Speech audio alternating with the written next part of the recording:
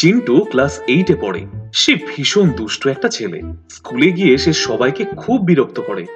তার স্কুলের একজন শিক্ষক নিমাই বাবু, মাথায় টাক পড়া এবং বেশ মোটাসোটা চেহারা। একদিন,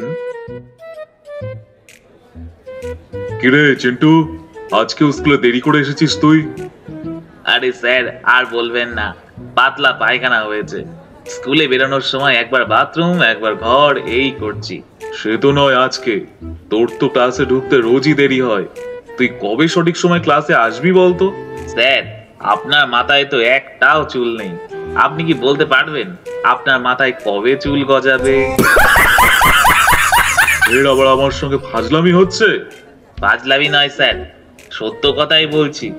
আপনার যেমন জানা নেই যে আপনার মাথায় কবে চুল গজাবে, ঠিক আমিও তেমনি জানি না কবে সঠিক সময় আমি স্কুলে ঢুকতে পারবো। চিন্টুর কথা শুনে পুরো ক্লাস হাসিতে লুটিয়ে পড়ল।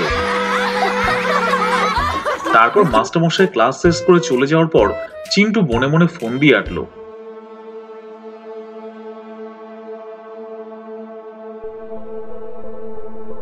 পাতলা পায়খানা হলে যে কেমন লাগে সেটা আপনি বুঝবেন কি করে? ঠিক আছে, আমি আপনাকে বুঝিয়ে দেব না হয়।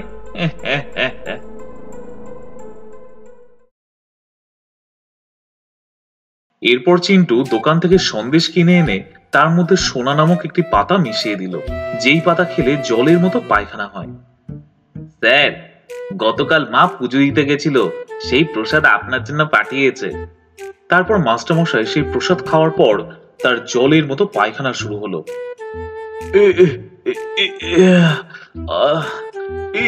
এ সবই চিন্টুর কার্যকলাপ।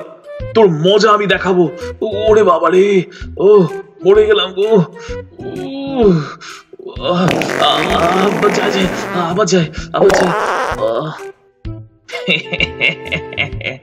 দেখুন এবার কেমন লাগে।